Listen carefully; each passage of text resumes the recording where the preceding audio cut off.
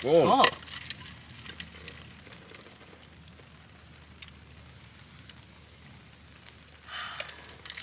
Gotta drink slow from that one so it doesn't... Exactly. White mouth. Welcome to a new location. Our backyard tent. And it is... It is in fact raining. Yes. Again. It wasn't supposed to, but it is.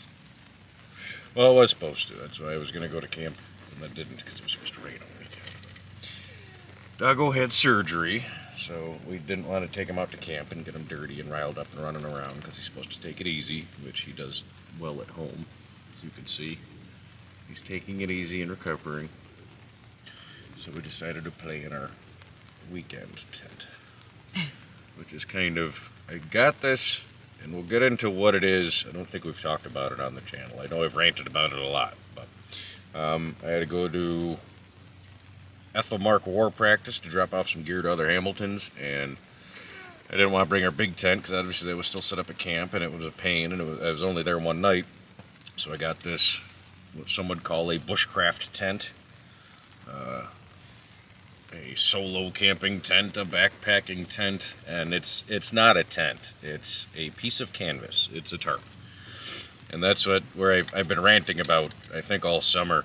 So I looked at Bushcraft tents, and for a similar size, some of them smaller, you pay $150, $200. Some of them are like Bushcraft solo tent, 5x5 tarp, $200. This is a 10 by 12 oiled canvas tarp, sold as a tarp, meant to be put on things, which is the same thing as the backpack Bushcraft tents. They're either the same size or smaller oilcloth tarp. This one I think cost me $70. So if you buy a tarp that you use as a tent, it's way more economical than buying a Bushcraft tent. I had some old weld curtains from somewhere, and I used those as the floor. And this burlap sack, which is a coffee sack. Ooh, what's up, buddy? Where you go? You can't go much farther, Bubba. Let's go. Now he wants to go explore. Did it stop raining? It's still sprinkling. What a goober.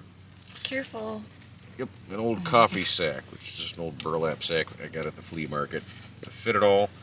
I got some stakes and ropes and throw them all in the bag. I can tie them to the poles. If I gotta hike around with them, the poles are just sticks. I actually think that one came from the yard. This big curved one I grabbed from camp, which I might replace. The original idea being if it curved in a bit, I could hang things off of it, but it works fine. I had some blowouts with rivets or grommets and had to replace them. And had some issues with the poles, but all that's been fixed. I like it. Can't see on the edges. You can stake it in a way so it sticks up a little bit and gets air in there. You're caught. There's like one thing in the yard for you to get caught on, and you get caught on it. It's a superpower. It is. It's. I guess now you're attached to it. You can't go anywhere. Yeah, the floor. I have a bedroll, which is the 4 sheep skins sewn together for a floor, and I tested out the sleeping in a wool blanket. Some people like it, some people complain about it. I loved it. At that particular weekend, a bunch of people ended up bugging out and sleeping in their cars, and I was warm and cozy under my wool blanket. So it does work if you do it right. I should point out, I wasn't I'm just in my pajamas and my wool blanket on top of me. I got a big one. It folds over like a sleeping bag with your feet in. I was fully garbed. I went to, kick your boots off, go to bed, make sure your feet in, and it's over your head. Your exhaling will help, keep you warm. So it wasn't like, I think that's where some people go wrong, is they think they just put their PJs on and then put a wool blanket over them. No, it's a whole thing, You use your wool blanket a lot at camp, too. I do. I end up, when the dog throws us all over the bed and he ends up on the bed and we're on the floor, I grab the wool blanket and I'm always fine. I love it. It is. I don't remember if this one was 80% wool or 100% wool. I wanted 100% wool, but I think I had a compromise on price. But, obviously the more wool, the better. Real wool, it holds like 80% of its own weight in water before it feels wet. And then it still feels warm because when it gets wet, it's still an insulator. So it's amazing. Sheep are amazing things. They are. I was thinking the other day, so like, saw a video of escaped sheep, and like it had like 10 feet tall wool, like all around. And they said poor thing got away and was gone for a while and hadn't been sheared in so long. And they got like, did humans do that? Like, Viking age Scandinavian sheep didn't need to be sheared like that, right? Is that just me, or have we been doing it to them that long? We've been domesticating. We've been what? Masticating sheep? Domesticating sheep for so long. I think even the heritage breeds from the Viking era needed to be sheared, but perhaps not to the level that modern era sheep do. That's pretty amazing. Yeah, but sheep have been domesticated so long that... Well, the Icelandic sheep isn't the same wool. The Icelandic sheep, which I think is a Viking age heritage breed, isn't it? Because that's why it's the long hair sheep. Yeah. It's interesting. Those baby doll sheep from Iceland, I think they're from Iceland or Norway, that are like stupidly adorable. They have to be shaved twice a year. Their hair grows so fast. Wow, that's nuts. Like the things we've been doing to nature forever. Poor nature, never had a fighting chance. Like, yeah, like if you don't shear them, it just keeps growing, and then they can't even, Right? But what an amazing resource that humans created. Yeah. To live with. It's great. So yeah, we're in our tent, we're in our yard, we're hanging out, not doing much of anything too exciting. Not this weekend. No. Hanging out with the doggo. But we had a good event last weekend. Yeah, we had fun.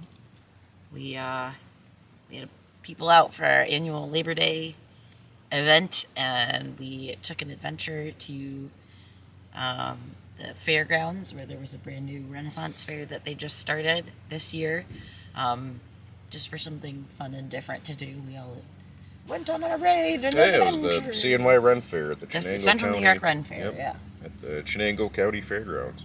It was fun. It was fun. They had a good first run, I think, for something brand new. It was fun to see different artisans, and now it's a different area, that we're used to. But so of course we saw new artisans, but we had some good crafters there, and they tried real hard. Food was good. Yeah, food is. I keep talking about it. You go to a Ren Fair, everyone wants the turkey leg or the steak at a steak, and the typical Ren Fair food. They got a local restaurant that must have just a stand at the county fairs, because they were in an actual permit building called Tuller's, and it was just one of the best cheesesteaks I ever had. So went to Ren Fair, got a great cheesesteak. Hey, I am not ashamed of that. no, I can't don't go care. wrong. Can't go wrong. I've had a turkey leg. I've also had a lot of bad cheesesteaks. This was a good cheesesteak. Yeah, and then the next day, obviously back at camp, we took down a bunch of trees, and I've got some pictures and a little video of that, and then we made a much larger than anticipated feast of, what did we have? We had pulled pork that we cooked over the fire, there were poached apples and onions, there was couscous salad, there was homemade bread that was made over the fire, we had potato salad, coleslaw, like so much food It was good, though. It was a work day, so we needed that. Yeah, we got a lot done. We dropped a lot more of the buckthorn. Had some help out there. So, usually when I drop the buckthorn, I'll saw a few down and then cut them up, and then cut some down and cut them up. Ulfer just went ham. If you're giving Ulfer an axe, he's going to want to chop some buckthorn. And when Ulfer's done chopping buckthorn, he's going to want to raid the French. Like, he just went nuts with it. And, just out in the woods with an axe. So I got some of that cut up. I got to get more of that cut. And then kind of had a good system going. Ulfer was dropping them. Kevin was chopping the tops off, and him and I were hauling. We had to put them down so we could put the good stuff on top of those so they're not right on the ground. So Kevin, Ulfer, and I were hauling them out of there as Ulfer's dropping them, and Kevin's cleaning up the tops. And some of it I was hauling, cleaning, dropping, chopping. It was fun. It was a good time. And then we got a good amount. I got to go pick a few more of thicker stuff to use as uprights to build an outbuilding next year. I got a tool coming for that. I bought a breast auger, which I don't want to talk. I don't know. It's not a surprise or anything, but I'll show that off when it gets here.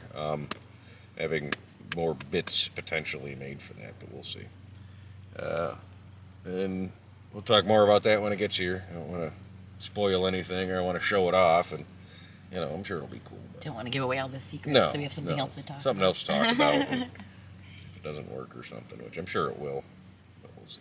Yeah, You never sounds know. good. Yeah, because the the spiral augers, drill augers, I have all bent.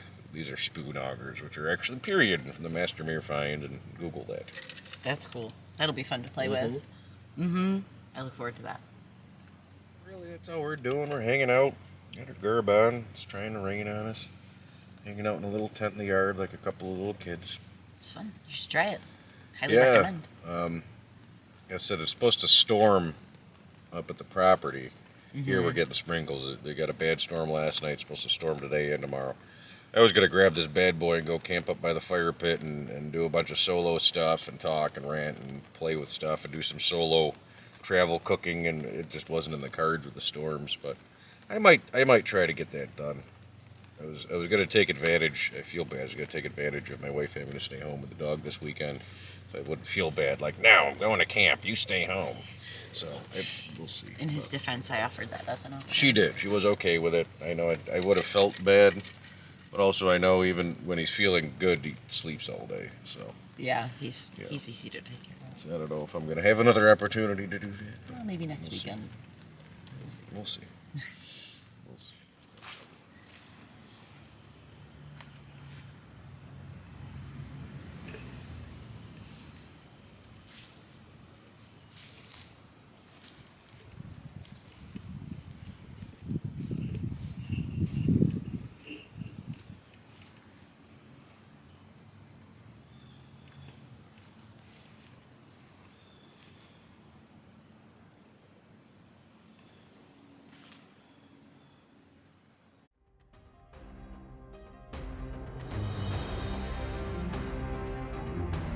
Much stuff, my lord.